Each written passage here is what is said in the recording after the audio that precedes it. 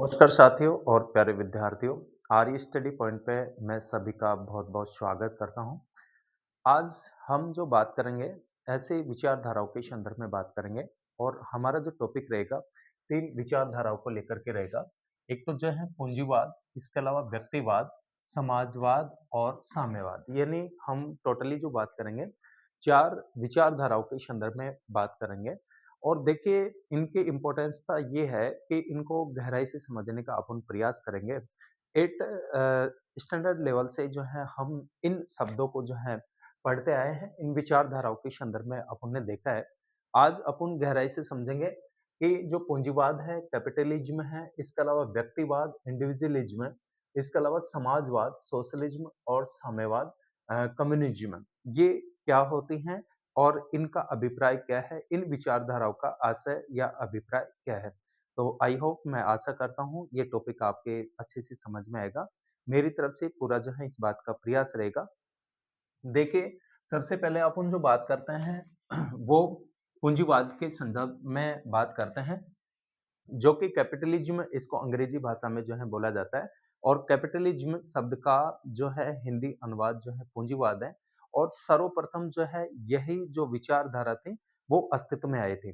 देखिए, जो पूंजीवाद है मीन्स पूंजीवाद का जो मतलब होता है कि जो पूंजीवाद है एक प्रकार की प्रणाली या आर्थिक तंत्र है जिसमें उत्पादन के जो साधन होते हैं, जैसे खेत होते हैं, फैक्ट्रियाँ होती हैं, कल कारखाने होते हैं, इस प्रकार के जो उत्पादन के जो साधन हैं आदि, तथा वितरण के जो स्रोत होते हैं, जैसे वितरण के स्रोत के संदर्भ में अपन बात करें, जैसे शॉप है, दुकान है, तो उस पर किसी व्यक्ति विशेष का जो है आधिपत्य या जो है अधिकार होता है। फिर से देखिए, पूंजीवाद मीन्स जो कैपिटलिज्म है, पूंजीवाद का जो अभिप्राय है या जो मतलब है कि पूंजीवाद एक प्रकार की प्रणाली या आर्थिक तंत्र होती है जिसमें उत्पादन के साधन जैसे फैक्ट्री है, इसके अलावा खेत है, इसके अलावा कल कारखाने हैं आदि, और जो वितरण के जो स्रोत हैं जैसे दुकान है, उस पर किसी व्यक्ति विशेष का अधिपत्य या अधिकार होता है। और इस व्यवस्था में 2 प्रकार के जो वर्ग होते हैं, क्लास होते हैं, 2 प्रकार के जो वर्ग होते हैं, वो हमें देखने को मिलते हैं, जिसमें एक जो आता है, वो पूंजीपति वर्ग होता है, ध्यान रखना। एक जो वर्ग होता है, वो पूंजीपति वर्ग होता है, तथा दूसरा जो वर्ग होता है, वो श्रमिक वर्ग होता है। 2 प्रकार के वर्ग हमें पूंजीवादी व्यवस्था में जो है देखने को मिलते हैं, एक पूंजीपति वर्ग और एक जो है श्रमिक वर्ग।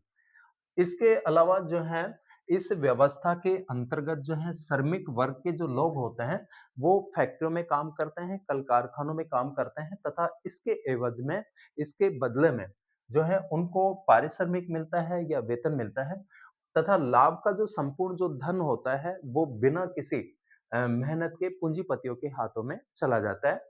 और जिससे क्या होता है कि अमीर और अमीर होता हुआ चला जाता है, जबकि गरीब और गरीब होता चला जाता है, जिससे कि अमीर और गरीब के बीच की जो खाई होती है, वो बढ़ती चली जाती है। कौन-सी व्यवस्था में? कैपिटलिस्ट व्यवस्था में, पूंजीवादी व्यवस्था में।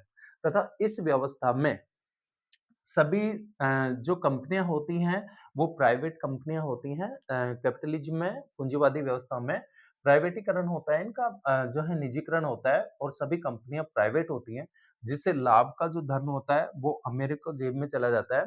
और सरकार की कंपनियों के अभाव में, इसमें सरकार की कंपनियाँ नहीं होती हैं, जिसके अभाव में सरकार के पास में जो है आय का कोई स्रोत नहीं होता है, इनकम का कोई स्रोत नहीं होता है।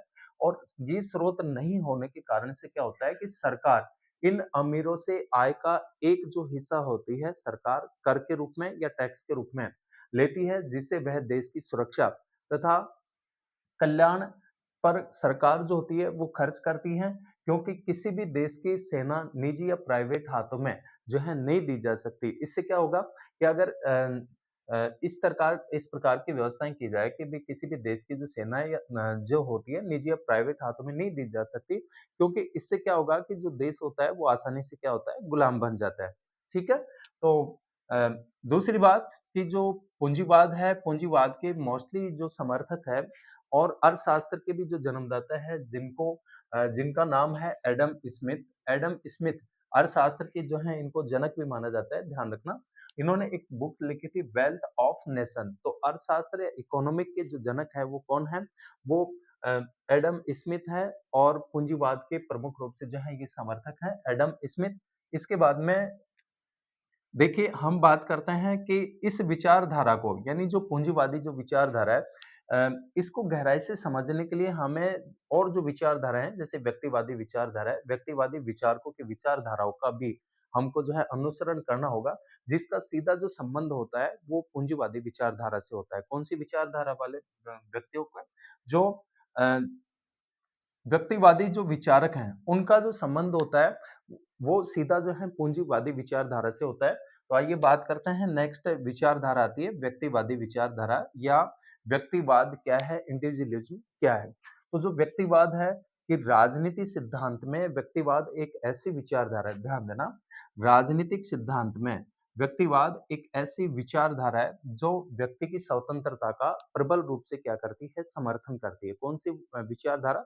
व्यक्तिवादी जो विचारधारा है, ये व्यक्ति को पूरी तरह से जो है स्वतंत्र रखना चाहती है, व्यक्ति की स्वतंत्रता का प्रबल रूप से जो है समर्थन करती है। इसके अलावा जो है मोस्टली रूप में कि जो व्यक्ति की स्वतंत्रता का जोरदार समर्थन करती है व्यक्तिवादी विचारधारा तथा राज्य द्वारा व्यक्तिगत स्वतंत्रता में जो है कोई हस्तक्षेप नहीं चाहते हैं। इनका मानना है कि व्यक्ति ने अपनी सुरक्षा के लिए राज्य जैसी संस्था का निर्माण किया है, न कि राज्य ने व्यक्ति का निर्माण किया है। तो इसमें व्यक्ति जो है साध्य है, जबकि राज्य क्या है? राज्य एक साधन मात्र के रूप में है। तो इस विचारधारा को मानने वाले जो विचारक हैं, वो आर्थिक क्षेत्र में व्यक्तिवादी विचारधारा जो है मोस्टली रूप में हस्तक्षेप का सिद्धांत की नीति का क्या करती है? समर्थन करती है। अर्थात व्यक्ति अस जो चाहे सो करे और राज्य के द्वारा उसकी आर्थिक गतिविधियों में किसी प्रकार का जो है राज्य को हस्तक्षेप नहीं करना चाहिए। ऐसे ही जो बात का जो मानना है, इस विचारधारा का जो मानना है, वो कौन-सी विचारधारा? वो व्यक्तिवादी विचारधारा है कि राज्य को व्यक्ति की आर्थिक गतिविधियों में किसी भी प्रकार का कोई जो है इंटरफेयर या हस्तक्षेप नहीं करना चाहिए। और इसके मोस्टली जो समर्थक हैं व्यक्तिवादी विचारधारा के, ध्यान रखना, एक तो हर्बर्ट स्पेंसर, रॉबर्ट नॉजिक। कौन-कौन है? हर्बर्ट स्पेंसर है, रॉबर्ट नॉजिक है, हेयर है, मिल्टन है, फ्रीडमैन, रॉबर्ट माल्थस और रिकार्डो। ये प्रमुख रूप से जो है व्यक्तिवादी जो विचारधारा है उसके प्रबल रूप में जो है इनको समर्थक माना जाता है। उसके जो है समर्थक हैं व्यक्तिवादी विचारधारा के। फिर से देखिए व्यक्तिवाद क्या है? ये जो व्यक्तिवाद है ये मोस्टली रूप में राजनीतिक सिद्धांत में व्यक्तिवाद एक ऐसी विचारधारा है जो व्यक्ति की स्वतंत्रता का प्रबल रूप से क्या करती है? समर्थन करती है तथा राज्य द्वारा व्यक्तिगत जो स्वतंत्रता है उसमें कोई हस्तक्षेप नहीं चाहते हैं। इनका मानना है कि व्यक्ति ने अपनी सुरक्षा के लिए राज्य जैसी संस्था का निर्माण किया है, न कि जो है राज्य ने व्यक्ति का निर्माण किया है। तो इस विचारधारा के आधार पर जो राज्य है वो क्या है? राज्य मात्र एक साधन है, जबकि साध्य जो माना गया है व्यक्ति को माना गया है। नेक्स्ट अपन बात करते हैं समाजवाद की, सोशलिज्म। तो जो समाजवाद है ये अंग्रेजी तथा फ्रांसीसी जो शब्द है सोशलिज्म, सोशलिज्म का हिंदी रूपांतरण है।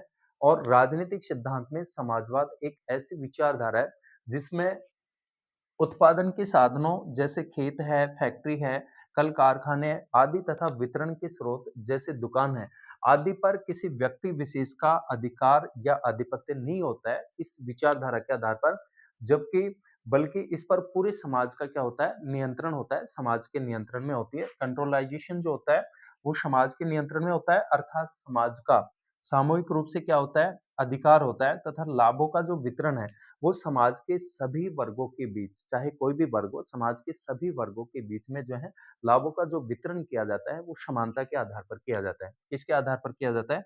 समानता के आधार पर किया जाता है। और इस विचारधारा को मानने वाले जो लोग हैं, समाजवादी जो विचारधारा है, सोशलिज्म जो आइडियोलॉजी है, इस विचारधारा को मानने वाले जो लोग होते हैं, वो राज्य की सहायता से जो है समाज में समानता लाना चाहते हैं। और मोस्टली रूप में इसके जो समर्थक है समाजवादी विचारधारा के, सेंट साइमन है, लुई ब्लॉक है, चार्ल्स फूरियर, रॉबर्ट ओवन और रूसो, ये प्रमुख रूप से समाजवादी विचारधारा के क्या है? समर्थक हैं। नेक्स्ट अपन बात करते हैं साम्यवाद। फोर्थ जो हम विचारधारा की बात कर रहे हैं साम्यवाद की, जो कम्युनिज्म है और जो साम्यवाद है, ये विचारधारा का जो संबंध है वो प्रमुख रूप से जो है कार्ल मार्क्स और फ्रेडरिक एंगल्स के विचारों पर जो है ये आधारित है साम्यवाद। और वैज्ञानिक समाजवाद के जो प्रणेता माने जाते हैं वो कार्ल मार्क्स को माना जाता है, क्योंकि कार्ल मार्क्स से पहले और भी जो है समाजवादी विचारक हुए हैं, जिसमें जैसे अ, और भी समाजवादी जो विचारक थे, उन्होंने केवल जो है समाजवाद की कल्पना की। रॉबर्ट ओवन, इसके अलावा और भी जैसे चार्ल्स फूरियर। तो उससे पहले के जो थे, रॉबर्ट ओवन के, कार्ल मार्क्स से पहले के जो समाजवादी विचारक थे, उनका मात्र जो समाजवादी जो था, वो कल्पनादर्शी था। तो समाजवाद को या साम्यवाद को वास्तविक सॉरी समा साम्यवाद को वास्तविक धरातल पर लाने का जो कार्य किया गया, वो किसके द्वारा किया गया? कार्ल मार्क्स के द्वारा किया गया। इसलिए कार्ल मार्क्स को वैज्ञानिक समाजवाद का जो है प्रवर्तक माना जाता है, प्रणेता माना जाता है। साम्यवादी तथा समाजवादी विचारधारा में व्यक्ति से ज़्यादा जो महत्व दिया जाता है, वो किसको दिया जाता है? समाज को दिया जाता है।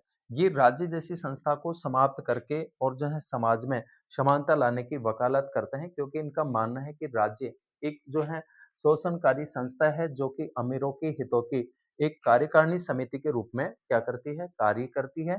इसी संदर्भ में मार्क्स ने कहा है कि धर्म जो होता है, वो जनता के लिए अफ़ीम के समान है।